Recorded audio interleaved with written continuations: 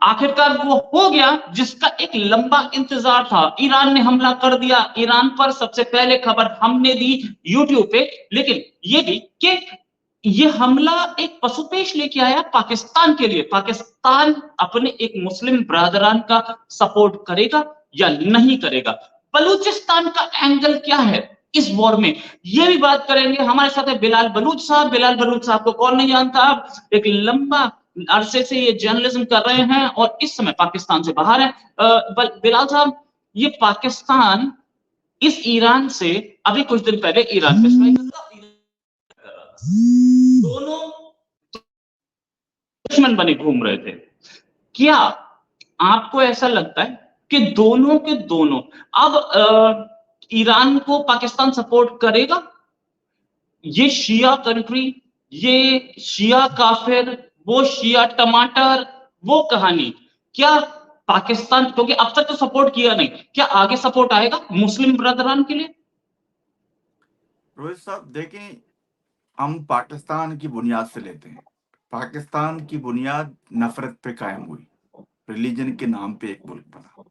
अब आप ये समझ लें कि पाकिस्तान की हैसियत अभी एक सैंडविच जैसी बन चुकी है, क्योंकि पाकिस्तान ने अपने करिकुलम, अपनी एजेंडाज, अपना जो उनका जो फॉरेन पॉलिसी है, सब के साथ जो एक चीज गठजोड़ करके बनाई है वो रिलीजियस एक्सट्रीमिज्म है। उस कंट्री ने अपने लोगों को इस्लाम का चूरन भेजा है, रिलीजन का चूरन भेजा है उसके अंदर। अभी भी आप देखेंगे सोशल मीडिया पे कि जितना जहर और जितना फेक प्रोपेगेंडा पाकिस्तान की तरफ से फैलाया जा रहा है, पाकिस्तान के लोगों की तरफ से फैलाया जा रहा है, वो किसी और मुल्क की तरफ आप नजर नहीं आएगा आपको, क्योंकि ये एक माइंडसेट है जो वहां की गवर्नमेंट ने अपने लोगों के अंदर बिठाई है। मगर हकीकत में अगर आप देखें, IMF या दूसरे जितने भी बड़े इदारे हैं, उनमें कोई रिलीजियस एलिमेंट का कोई वो ही नहीं है। यही वजह है कि ministry of foreign affairs Pakistan ने जो स्टेटमेंट जारी की है, उसमें इसराइल का नाम तक नहीं है। ये बात मैं फिर दोहराता हूं, उसमें इसराइल का जिक्र तक नहीं है। तो कहने का मतलब ये है कि इनके जो माइंडसेट है लोगों का, वो किसी और तरफ इशारा करता है, क्योंकि ये माइंडसेट भी कुछ ऐसे ही नहीं बना है। ये माइंडसेट बनाया गया है, जैसे कि हम पहले भी बात कर चुके हैं, ये अपने लोगों को अपने मुताला पाकिस्तान नामी एक करिकुलम में पता नहीं क्या क्या बताते आ रहे हैं कि ये मुल्क फला रमजान को बनाता, जुमे के दिन बनाता है, इसको मिटाना ये है व्हाटएवर। और अभी हाल ही में आपने यहाँ इनका जो सिपा सालार है, chief of army staff Asim Munir का इंटरव्यू देखा था, जिसमें ये अपने पुलिस वालों को कह रहे हो कि तुम अल्लाह के सिपाही हो, आप लोगों के साथ अल्लाह है, वो उनके साथ अल्लाह नहीं, उनसे मुराद वो आपकी तरफ इशारा कर रहा था, इंडिया की तरफ। मतलब वो कह रहे हैं आप लोग जीतने के लिए आए हो, आप जीतते हो, हर जंग जीतोगे। तो कहने का मतलब है, ये जब mindset you put on the your forces, जो पैरामिलिट्री फोर्सेस के अंदर आप जब ये चीज डालोगे, फिर वो लड़ने के काबिल ही नहीं है। जिस तरीके से 1971 में आपने देखा, 1971 में क्या तौबा नौज़ अल्लाह ताला नहीं था। मतलब ये जो माइंडसेट है इनके जहन में, ये आप देखें कि ये क्या कर रहे हैं। और अब ये जो यही वजह है कि इनको अमेरिका, उनको पता है कि इसराइल के साथ अमेरिका है, और ये लोग सुबह उठते हैं, शाम तक, रात तक ये यहूदियों की बर्बादी की बात करते हैं। आज भी 2-3 लोगों को मैंने एक रिप्लाई किया था, यार ये क्या पागलपन है आप लोगों का। आप मतलब वो गवर्नमेंट तो बिल्कुल सैंडविच बनी हुई है, वो क्या यहूदियों से लड़ेगी? मतलब एक बात है चीजों की, आप लोगों को समझना चाहिए, इंसानियत भी कोई चीज होती है। और दूसरी बार ये मुसलसल कह रहे हैं कि ये स्ट्राइक जो उन्होंने किया ये फलस्तीन का जवाब है। भाई फलस्तीन का जवाब नहीं है, उन ईरान को ये दुख है, ईरान को ये प्रॉब्लम्स थी कि उनका एक मेजर जर्नल मारा गया है, ब्रिगेडियर लेवल का जर्नल लेवल का बंदा था, कोई रिजा नाम था, क्यों व्हाटएवर, जिसको दमिश्क में मतलब अपने सीरिया में उनको मतलब वो किया गया, एलिमिनेट किया गया, क्योंकि वो सपोर्ट कर रहा था टेररिज्म को वहां पर। तो उनके पास क्रेडिबल इंफॉर्मेशन थी, तो उनका कोई तुक ही नहीं बनता वहां पे जाने का। तो come to your point, Pakistan अब फंस चुका है। पाकिस्तान के पास ऑप्शन नहीं है कि वो अपने लोगों के साथ जाए, क्योंकि ये वही लोग हैं जो पाकिस्तान में उनकी ब्रेन वॉशिंग की है।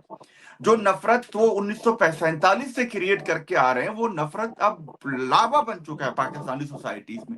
और आप यही देखते हैं कि पाकिस्तानी सोसाइटीज में हर एक दिन ऐसा कोई वाकया होता है जिसकी मजम्मत पूरी दुनिया करती है। तो यही चीज पाकिस्तान को लेके डूबी है। अब उनके पास दो ही रास्ते हैं, या प्रोग्रेसिव तरीके से सोचना शुरू कर दें, अपने लोगों को ये बताना शुरू कर दें कि ये हमने जो आपको चूरन भेजा है 1947 से, जो नफरत की बुनियाद हमने रखी है पाकिस्तान बनाकर, वो एक हकीकत नहीं थी, मगर उसके इम्कानात मुझे कम नजर आते हैं, क्योंकि अभी भी Pakistani intelligence agencies, Pakistani deep state उन एलिमेंट्स को सपोर्ट करती है जो सोसाइटी में अनएक्सेप्टेबल है। इवन कि पाकिस्तान के जो प्रोग्रेसिव लोग हैं वो भी इनसे तंग है। अब कोई बंदा आपके इस्लामाबाद में बैठ खड़ा होकर ये कि शिया काफर, और यही शिया आप ईरान, मतलब शिया आप जिसको कह रहे हैं वो ईरान है। आप मेरी बात समझ रहे हैं? मतलब आई एम नॉट, मतलब मैं कोई डिफरेंस पैदा नहीं कर रहा, मैं उस पाकिस्तानियों की मेंटेलिटी की बात कर रहा हूँ। और पाकिस्तान को सऊदी के साथ भी रहना है। अभी जो ये गए, एक सऊदी ये बचा है जो उनको सपोर्ट करता है, और you know that how Saudi see the relationship and the foreign policy of the Iran towards against Saudi Arabia। ये चीज भी आपको समझनी पड़ेगी। तो इनको अब एक चीज समझनी पड़ेगी। मैं इसलिए आपसे कह रहा हूँ रोहित साहब, देखो सोसाइटी यही रहेगी। मैं सोसाइटी की बात कर रहा हूँ, इन्होंने सोसाइटी में इतना इंजेक्टेड किया है अपने इस प्रॉक्सीज के थ्रू, अपनी इस करिकुलम के थ्रू, अपनी इस आइडियोलॉजी के थ्रू, कि वहां पे एक नॉर्मल बंदा जो प्रोग्रेसिव जहन रखता है वो भी रहने को तैयार नहीं है। तो this is alarming situation for the Pakistani government, Pakistani state and the people. लोग तो उनकी सुबह शाम आप ट्विटर पे देखते हैं, फेसबुक पे लिखते हैं, वो बेचारे यूक्रेन के पुराने तस्वीरें शेयर कर रहे हैं, बोलते हैं कोई ईरान तबाह हो गया, मतलब सॉरी इसराइल तबाह हो गया, ईरान ने इसराइल को तबाह कर दिया, उनका मीडिया तक कह रहा है। मतलब दिस इज टोटली बुलशिट। मतलब अभी भी उनको ये चूरन भेजा जा रहा है, और ये चूरन के मतलब खुदा की तरफ से कोई गैबी ताकत आएगी, इसराइल को तबाह कर देंगे। This is totally bullshit. They have to wake up. वो ख्वाब देखते हैं। इसराइल दुनिया की जो टेक्नोलॉजी है, जो जंगी टेक्नोलॉजी जो ईरान अपना इसराइल के पास है, यू कैन नॉट इमेजिन। मतलब आप मुझे बताएं रोहित साहब, आप मुझे बताएं, हैव यू एवर इमेजिन कि उन्होंने 300 missile drone, ballistic missile drone, cruise missile दागे, और एक बंदा तक उनका घायल नहीं हुआ? वो एक अच्छी बात है, ये नहीं कि मैं उस पर, मतलब दे आर कैपेबल। और इनके मिसाइल को जब भी ईरान से उड़ते हैं, दो घंटे चाहिए वो उधर पहुंचने के लिए, और उनके ड्रोन को 8 घंटे चाहिए होते हैं। तो ये कोई बच्चों का खेल नहीं है। और बदकिस्मती इस स्टेट की, पाकिस्तान की, ये है कि उन्होंने अपने बंदों की जहन में ये चीज डाली हुई है कि पता नहीं कोई खुदाई या कोई उनके कोई अजाब है, वो आएगा, दुनिया में सिर्फ मुसलमान ही रहेंगे, बाकी दुनिया के तमाम लोग खत्म हो जाएंगे। This is totally rubbish thinking and the radical thinking है ये। मतलब इस तरह खुदा को इस तरह प्रपोज करना, बनाना, कि मतलब I have no words, I am sorry to say. आप कह सकते हो रोज साहब, इनको अब मैं क्या बोलूं। मतलब मैं इनको क्लोन ही कहता हूँ। मैं इनके रोज जो इनकी बातें सुनता हूँ, टीवी पे सुनता हूँ, मेरे पास वो अल्फाज नहीं है कि कैसे मैं इनको एक्सपोज करूं, कैसे मैं इनको डिस्क्राइब करूं आपके सामने। आज एक बंदा जो मतलब एक मदरसा लेवल का बंदा, मैं उसका नाम नहीं लेना चाहता, वो ये लिख रहा है कि यहू सऊदी मतलब सयूबी ताकतें तबाह हो जाए। यार this is the mindset, this is the mindset. मतलब कैन यू इमेजिन दैट? तो जब आप मतलब स्कूल के बरक्स आप कुछ जो होता है ना रिलीजियस रेडिकल मदरसों में जाओगे, तो आपकी थिंकिंग ऐसी हो जाएगी।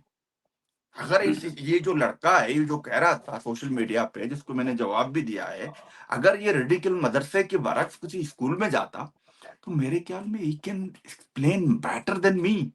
मतलब एक अच्छे इंसान की तरह से बात कर सकता था। कैन यू, मतलब इनकी बदकिस्मती ये है इस सोसाइटी में इतना कैंसर पेनिट्रेट हो चुका है, कैंसर मतलब रिलीजियस एक्सट्रीमिज्म, जिसकी कोई इंतहा नहीं है, जिसकी कोई इसलिए मैं इसलिए बलोच क्यों नहीं इनके साथ नहीं रहना चाहता, और मैं आपको बताऊं सिंधी भी इनके साथ नहीं रहना चाहते। तो इनकी ये वजह ही ये है कि इन्हीं की वजह से दुनिया इनको किस नजर से देखती है वो आपको भी पता है, मुझको भी पता है। सॉरी मैंने कुछ लंबा ही बोल दिया। नहीं, बहुत बढ़िया। तो मैं ये पूछ रहा था कि क्या एक तरफ वो यहूदी है जिसको वो बचपन से बोलते आए, सुनते आए, सिखाते आए कि ये यहूद और हनूद हमारे दुश्मन है, उसी यहूद के पास खड़े हैं कि $3 बिलियन दे दो। आईएमएफ में ज्यादातर तो यहूदी है, और अमेरिकन ग्रीन बैंक यानी कि अमेरिका के रिजर्व बैंक में भी ज्यादातर यहूदी है, अमेरिका के लार्जेस्ट बैंक भी यहूदी। उस यहूदी से पैसा मांगते हुए इन्हें शर्म तो आती होगी। और अब लेकिन क्या करें, क्योंकि ये अजीम कौम है मुगलों वाली, तो मांग रही है, क्या प्रॉब्लम है। लेकिन एक चीज, ये ईरान अपने भाई शिया के साथ नहीं है, यहूदी के साथ है, इजराइल के साथ, ऐसा साफ दिखता है। इन्होंने कुछ तो किया नहीं, कैसे, किस मुंह से।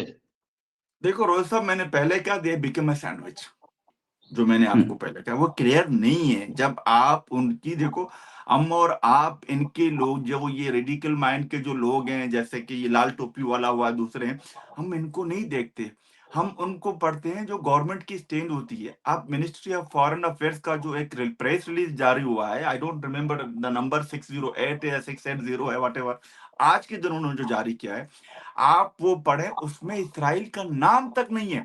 Can you imagine this? मतलब इसराइल का नाम तक नहीं। वो ये कह रहे हैं कि दोनों फरीक मिल बैठ के बातों से इस मसले को हल करें, जो एक अच्छी खुशाइन बात है। मगर ये जो एक फौज जो उन्होंने बनाई है, जो ग्राउंड पे जो रेडिकल माइंड जैसे आप कह रहे हैं ना, जिनकी सोच में ये है कि ये यहूदी है, ये शिया है, किसी को इंसान ही नहीं मानते, मासवाई अपने एक आइडियोलॉजी के, एक्सट्रीम आइडियोलॉजी के, वो तो सिर्फ यही बोलते हैं हम ही खुदा के लोग हैं, हम ही खुदा के बंदे हैं, बाकी सब यहाँ पे ऐसे ही आए। तो ये सोच सोसाइटी में कैंसर है रोहित साहब, कैंसर। और यही वजह है जो आप बार बार मुझसे पूछ रहे हैं। अब वो जाएंगे तो कहां जाए? इनको पैसा अमेरिका से चाहिए, इनको पैसा आईएमएफ से चाहिए, इनको पैसा यूरोप से चाहिए, तो इनको पैसा इवन सऊदी से चाहिए। अब क्या करेंगे आप मुझे बताओ? मतलब आपसे मैं क्वेश्चन करता हूं। सही बात है। मैं नहीं, अगर पैसा, या पैसा तो उसी से लेना है ना। यहूदी के पास पैसा है, यहूदी से ही मांग रहे हैं, और किसी के से नहीं मांग रहे, तो यहूदी से ही मांग रहे हैं ये लोग। तो कैसे देगा? मतलब उनको पैसे कैसे मिलेंगे? मतलब अपने मुसलमान को धोखा देके। सर जी, मेरे एक दोस्त हैं, मैं उसका नाम नहीं लूंगा, आप शायद वो बहुत फेमस हैं सोशल मीडिया पे, आपके हिंदुस्तान से हैं। उसने आज एक बात की अभी स्पेस में, उसने कहा कि इनको पैसे दो, ये अपने बम अपने आप पर भी पड़ने को तैयार है, अपने लोगों को ही मारने को तैयार है, सिर्फ इनको पैसा दो। मतलब आप देखें कि ये हिस्ट्री है कि general Zia fight against Palestinian, you know बिल्कुल अबाउट इट। सही, मतलब बिल्कुल सही। अच्छा एक और मिनट, इस वाली वॉर में भी हथियार दे रहा था पाकिस्तान हमास के खिलाफ इसराइल को। ऐसी खबरें छपी हैं, 50 खबरें छपी हैं, मोटर्स दे रहा था।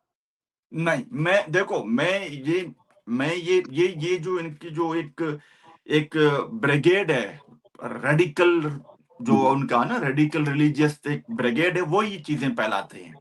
वो तो ये कुछ तो यही भी कह रहे थे कि जो मिसाइल फायर किए थे उनको फायर करने वाले पाकिस्तानी थे, पाकिस्तानी फौजी थे। तो इनकी सोच यही है, इनकी सोच 100% यही है।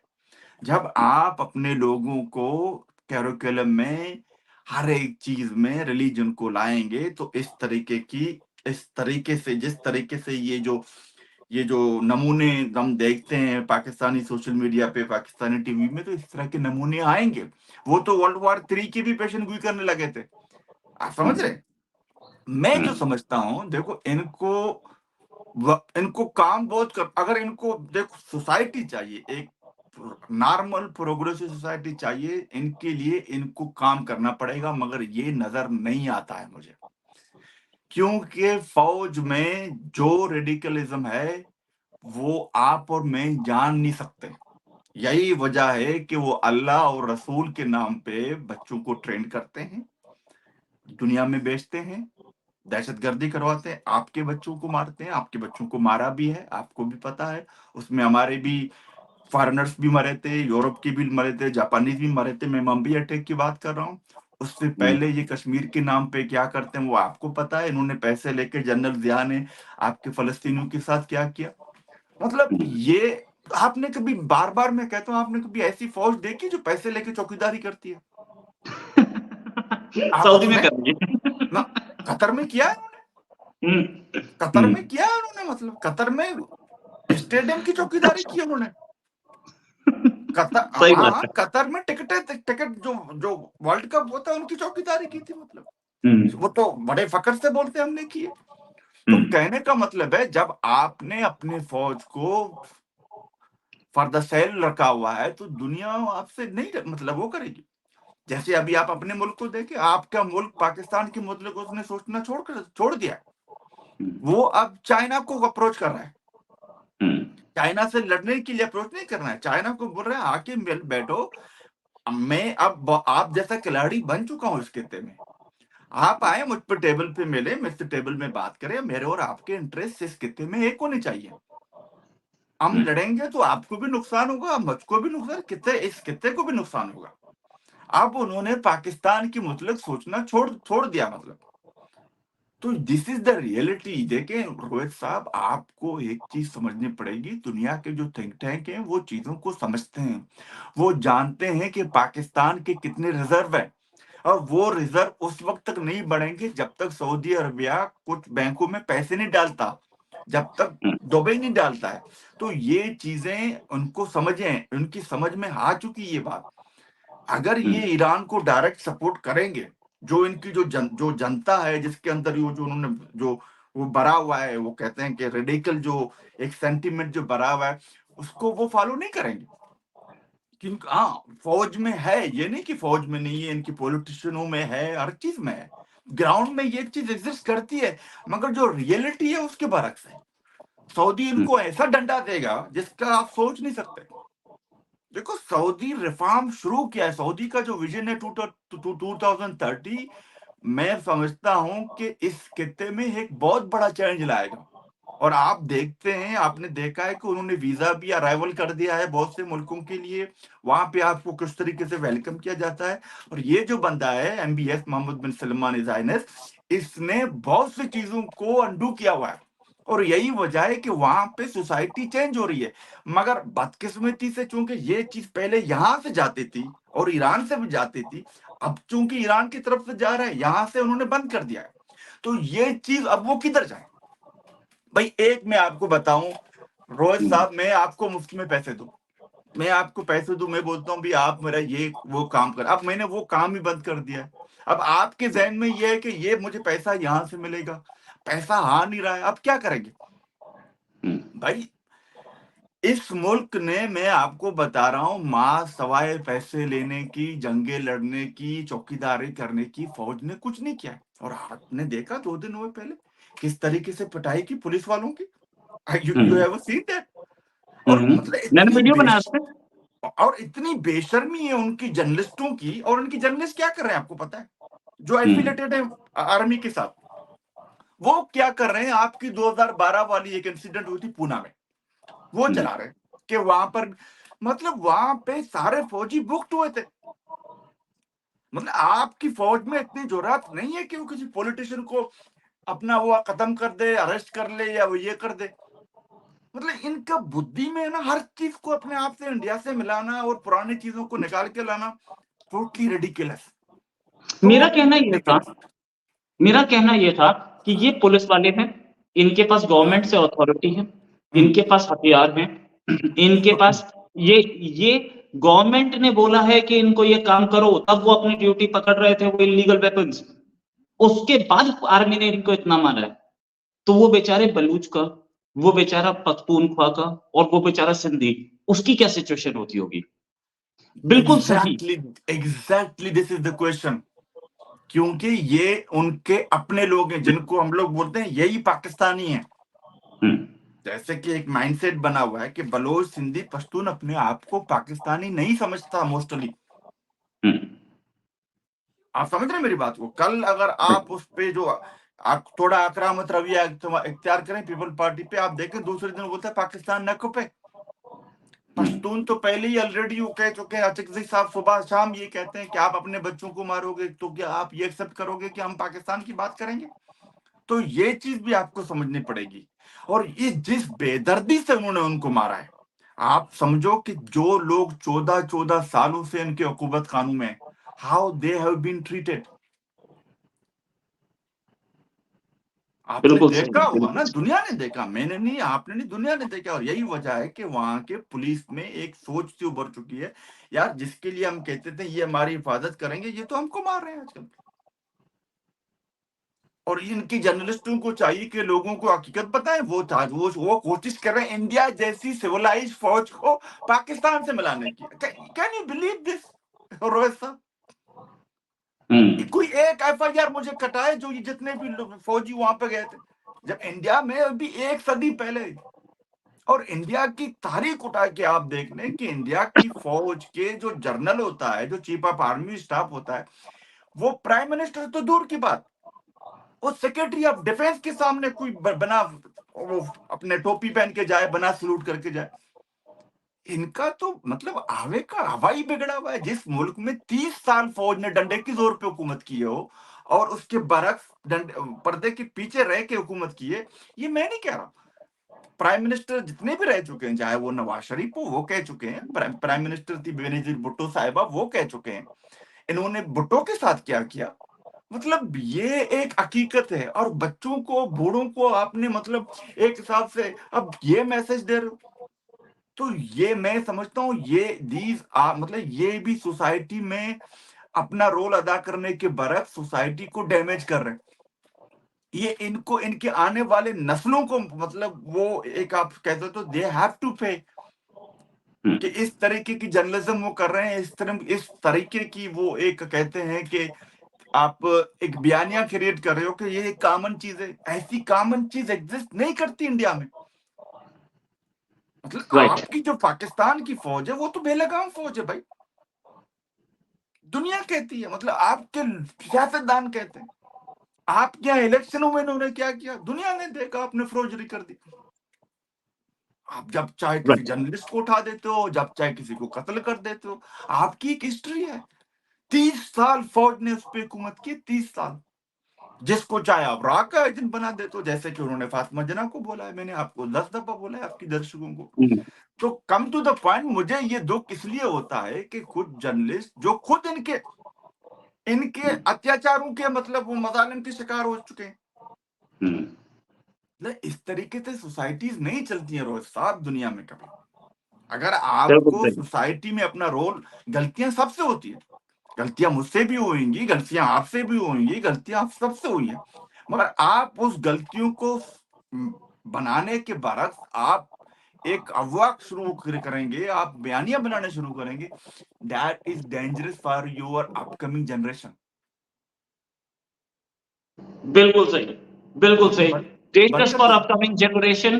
बिलाल साहब, अभी आगे आने वाला टाइम बताएगा कि ईरान और पाकिस्तान के रिलेशंस कैसे रहते हैं, और इसमें अभी उम्मीद की मैं जा रही है कि यूक्रेन इस का पे मैं रिटेलिएशन आपको आएगा। एक या बताऊं, प्लीज। इसराइल और ईरान में जो समझता हूं, शायद मैं गलत हूं, ये एक फेस सेविंग था ईरान का। ईरान का एक फेस सेविंग था, क्योंकि उनका जो मोराल था, जो फौज का जो आप वो खुद से पता नहीं, कोई उनका कोई ब्रिगेड है, वट एवर, जो आप भी जानते हैं, रिपब्लिक है, पता नहीं क्या है, उनका मोराल, जब एक जो सुलेमानी को उन्होंने कत्ल किया था इराक में, आपको शायद याद है, उसके बाद उनके मोराल डाउन है। वो ये समझ रहे थे कि शायद उस वक्त ईरान अटैक करेगा, ये पासदाराने इनकलाब जिसको हम कहते हैं। उसके बाद ये जो दूसरा बंदा उनका मर गया, फिर तो इनके पास कोई फेस सेविंग नहीं था।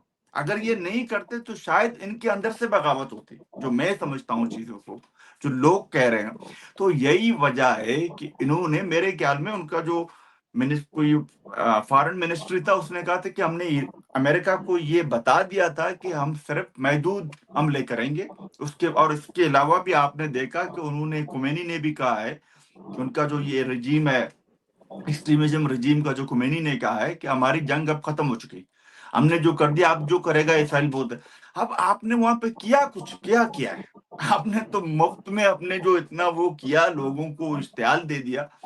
शायद ईरान कोशिश करेगा, मगर मैं नहीं समझता कि अमेरिका और यूरोप उनको ये कहेंगे कि आप कुछ करें। मतलब अब ये देखना ये है, ये एक फेस सेविंग था ईरान के लिए, चलो भी ईरान ने कर दिया। अब वो जैसे कि उन्होंने एक रेडिकल ब्रिगेड जो है इंटरनेट पे, स्पेशली आप देखते हैं दुनिया के पूरे, इसमें पाकिस्तानी ज्यादा हैं और कुछ ममालिक के ज्यादा हैं, उनको थोड़ा बहुत वो हो चुका होगा। मगर फिर भी मैं कहता हूँ ईरान इज नॉट कैपेबल कि वो इसराइल या अमेरिका या यूरोप की जो कॉम्बिनेशन है उसके मुतल्लिक कभी सोचे भी। आप कंपेयर करें इसराइल की रिजर्व्स को, आप उसकी इकोनॉमी को, चीजों को, वो पहले ही चीज जान चुका है कि अगर मैंने ये गलती की तो मेरे साथ क्या होने वाला है। और उसके बाद चाइना भी समझता है, चाइना जंग नहीं चाहेगा, चाइना की पूरी एक्सपोर्ट यूरोप में होती है। चाइना क्या करेगा अगर उसकी एक्सपोर्ट, आप जैसे एशिया की कुछ थर्ड वर्ल्ड कंट्रीज में हो, वहां तो पैसे नहीं मिलते। आप समझ रहे हैं मेरी बात को? ये चीजें दुनिया समझती है, चाइना भी समझता है, रशिया भी समझता है, और ये यूरोप भी समझता है, और इसराइल भी समझता है, ईरान खुद भी समझता है। तो it was a face saving, जो मैं सोचता हूँ, क्योंकि मैं एक ऑप्टिमिस्ट को, मैं नहीं चाहता कि मतलब वो एक हिसाब से, वो तो मैं अपने हिसाब से ही सोचता हूँ। तो देखते हैं, अगर इसराइल ने कुछ किया तो मैं ये कहूंगा कि इसको बहुत डैमेज होगा ईरान को, क्योंकि ईरान की कैपेबिलिटी दूसरी है, इसराइल की कैपेबिलिटी बहुत डिफरेंट है ईरान से। राइट, क्योंकि वो थैंक्स अ लॉट बलूच साहब। इसमें एक चीज मैं आपको ऐड कर दूं, देखो फलस्तीन में जो ये हमास के जो टेररिस्ट हैं या दूसरे जो ईरान के प्रॉक्सीज हैं, वो गोरिल्ला जंग कर रहे हैं वहां पे, मगर फिर भी ईरान उनको पकड़ पकड़ के मार रहा है। अगर वो गोरिल्ला जंग को फेस कर सकता है, उनके लिए ये जंग उनके लिए कोई अहमियत नहीं है। और यही वजह है कि ईरान पे दुनिया का, मतलब ईरान की हिस्ट्री, इसराइल की हिस्ट्री का सबसे बड़ा हमला हुआ।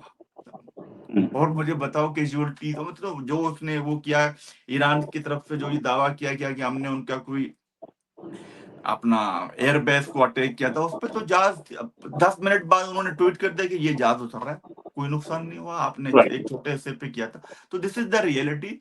बाकी मैं एक मैसेज देना चाहता हूँ, क्योंकि आपके इस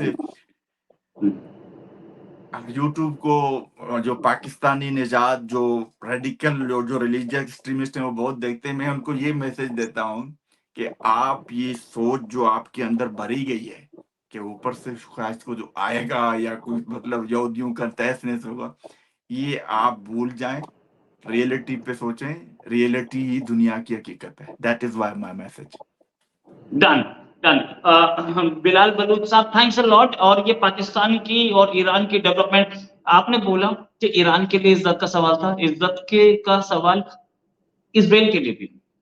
रिटेलिएशन आनी जरूरी है और आएगी भी थोड़ी देर में, या मतलब जल्दी ही एक प्रेस कॉन्फ्रेंस भी होनी चाहिए इजराइल की पूरी कैबिनेट की। उम्मीद है कि क्या बोलते हैं, वी डोंट नो, लेकिन रिटेलिएशन जरूर होगी। इजराइल ये तो नहीं क्या बोलते हैं, ये प्रोजेक्शन नहीं होने देगा कि आप इजराइल पे हमला करके you can get away with it. Thanks a lot Bilal Baloch साहब फॉर जॉइनिंग। बड़ी जल्दी डिस्कशन और करेंगे, क्योंकि इधर डेवलपमेंट्स बहुत हैं पाकिस्तानी साइड पे, और बलूचिस्तान पे भी हम लोगों ने अभी हाल में डिस्कशन नहीं किया, उस पर भी करेंगे। अभी के लिए नमस्कार, धन्यवाद, जय हिंद।